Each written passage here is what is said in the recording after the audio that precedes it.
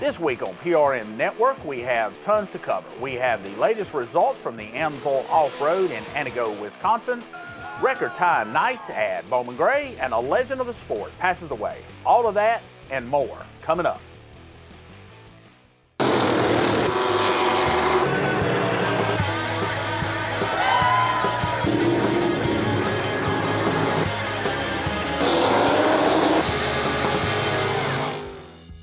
Mike Eddy, a legendary figure in short track racing, passed away on May the 29th at the age of 72. He is renowned for his remarkable career in the ASA All-American Series. Over his career, Eddy amassed 58 ASA National Tour victories, ranking second in all-time wins behind Bob Seneker. His dominance spanning from 1974 to 1992. With his final championship in '92 being one of the closest in the series history, clinched by just 2 points over Johnny Benson Jr., former Cup driver. Eddy's dominance was evident in several prestigious races. He won the Winchester 400 twice, the Florida Governor's Cup, the World Crown 300, and the Red Bull 400. His aggressive racing earned him the nickname the Polar Bear. Beyond his racing achievements, Eddy inducted into the Michigan Motorsports Hall of Fame in 1995 and was a respected figure in the racing community. His legendary continues through his son, Travis Eddy, who has become a prominent modified driver. The racing world mourns the loss of Mike and a driver whose skill, determination, and sportsmanship left an incredible mark on the sport. With another loss to the racing community, New River All-American Racing Speedway has officially closed its doors.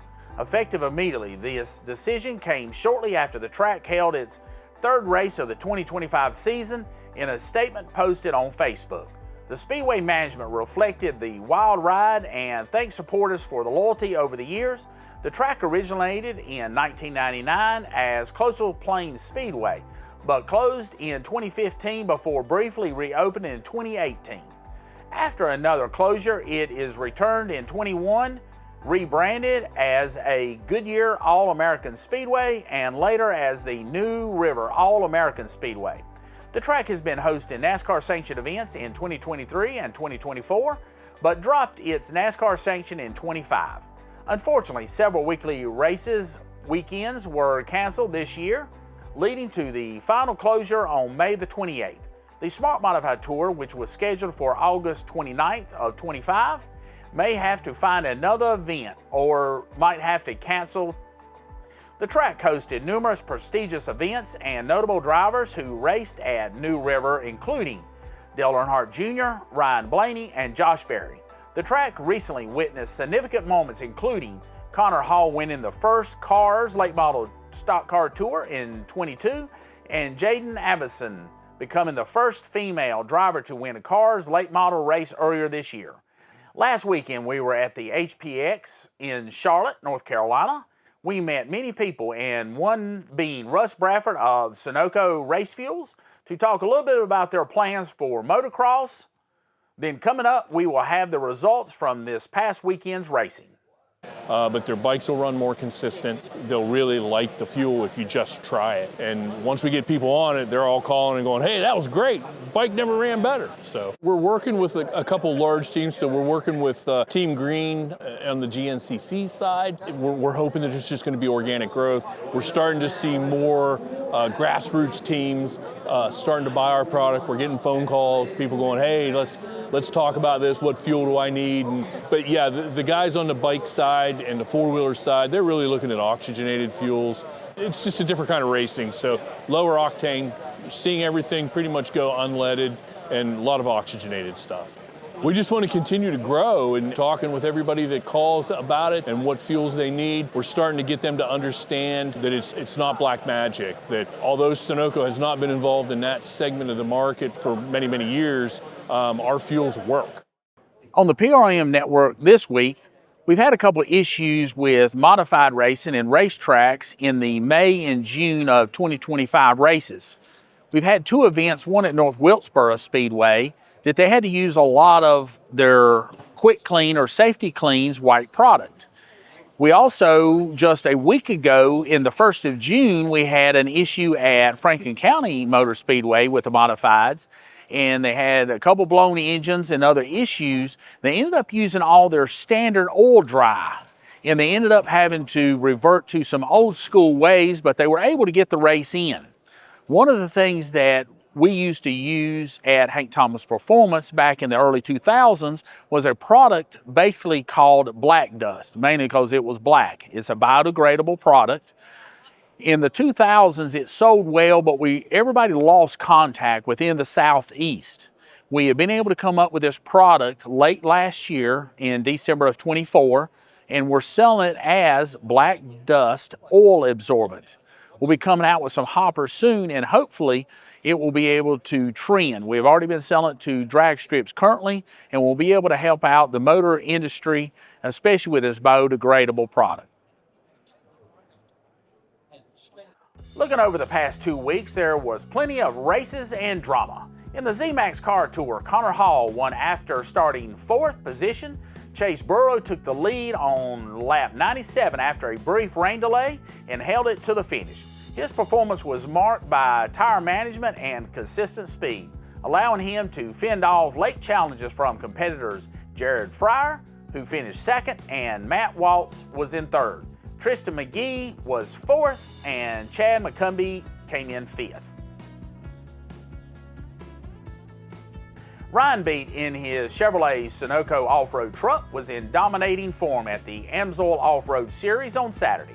Ryan took time to find his groove early on, but after the mandatory caution, he charged to the front and never looked back. Sunday saw Ryan starting from the 2nd row, but by lap 6, he had overtaken the leader and held firm for back-to-back wins, firmly cementing himself in the 1st place in the points standings. Grant Davison maintained his perfect record in the limited late model at division at Caraway Speedway with another win with the 60-lap event. But it wasn't easy. While Davison held off the strong competition from Landon McKenzie and Bryson Brinkley, a mid-race caution caused on by a spin from Camden Thomas brought the field back together. On the restart, Davison and McKee made contact off of turn 4, allowing Davison to pull away and secure the win. However, Davison's car was found to have an unapproved part during post-race tech, leading to a penalty and dropping him to 2nd place in the standings. 13 points behind Brinkley was Dylan Ward, who showed up late but still finished 2nd despite starting at the rear. While McKenzie salvaged 3rd after his contact with Davison, Thomas recovered from his spin to finish 4th, with Daniel Scat rounding out the top 5. In the Charger division, Justin Hathcock claimed his 3rd win of 25, defeating points leader Matthew Smith. Brody Duggins finished 3rd, followed by Corey Wilson and Richard Schnoffner. Matthew Craig claimed his 2nd consecutive victory in the Rumble at the River at Montgomery Motor Speedway on Saturday night, continuing his dominance in the Southern Super Series. Craig took the lead from Hunter Robbins after a late race restart and held off a strong field to secure the win. Robbins, who led most of the race, finished 2nd, followed by Jake Garcia in 3rd, Casey Roderick 4th, and Mason Diaz rounded off the top 5. Casey Roderick earned a dominant win at the Montgomery Motor Speedway in the 100-lap Pro Late Model race. Roderick led the top 5 finishers, while Roddick 1st, followed by Robbins 2nd, Gio in 3rd, Garcia 4th, and Matt Craig rounded out the top 5. Bowman Gray Stadium delivered an unforgettable night of racing, headlined by Burt Myers earning his 101st career pole victory. Starting from the pole with a 13.665, he led all 25 in a commanding fashion. The night featured another standout in the modified division when Mike Sweeney earned his 2nd career victory. Also from the pole, in the second 25-lap feature, Sweeney held off a strong charge in John Holloman, while Riley Neal finished 3rd after a late race pass. After his first race, Mike Sweeney told us all about what it meant to win for his first of the season. It feels good. You know, we've been close and we've had really fast race cars, but we've had either bad luck or just a tick off. So it was good to get the monkey off the back for this year. We've been close many times, and you know, I wish it was a first twin 25 or a 100 lapper, but you know, I'll take what I can get right now. You know, we're close enough that we'll get one of those. But it's just nice to finally like exhale, say, all right, we've done it, we've been there. Let's go to making the car faster. Now here are the modified standings. The Sportsman division saw twin 20-lap races split between Sterling Plemons and Chase Robinson. Plemons held off a hard racing from Robinson in the first race to take his first win of the season, while Robinson bounced back in the second feature to secure his fourth victory of the year. Both races were packed with drama, including a late tire that took Robinson's brother Ryan out of contention. Post-race, we had a chance to talk with Chase. He mentions the race game plan for the second half of the season and also talks about his brother Ryan, who third overall in the standings. Take what it really gives me. I'm not going to really push any issues. Just want to take what the car gives me, what my draw gives me.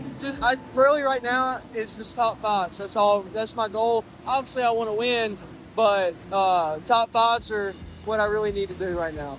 It's really, really cool because when I started racing, my brother had to take a step back just for money issues. We couldn't afford to run both, but the right sponsors came on board this year, and I couldn't be more grateful because it's always been my dream to run with my brother because I grew up watching him. I grew up wanting to do what he does and be him, so it's just really cool getting to race with him. I really think he would have won that race, but things happened, and I know he's got another good shot. Here are the standings for the Sportsman division.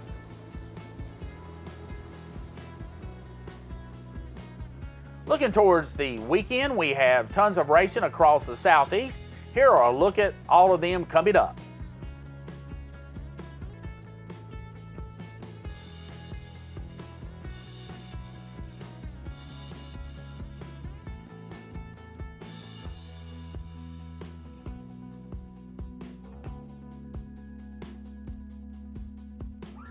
Thank you for joining us this week with PRM Network. We enjoyed. Please don't forget to like and subscribe. Also, Patriot Leaf Fund to donate for the Western North Carolina people who are still recovering in homes.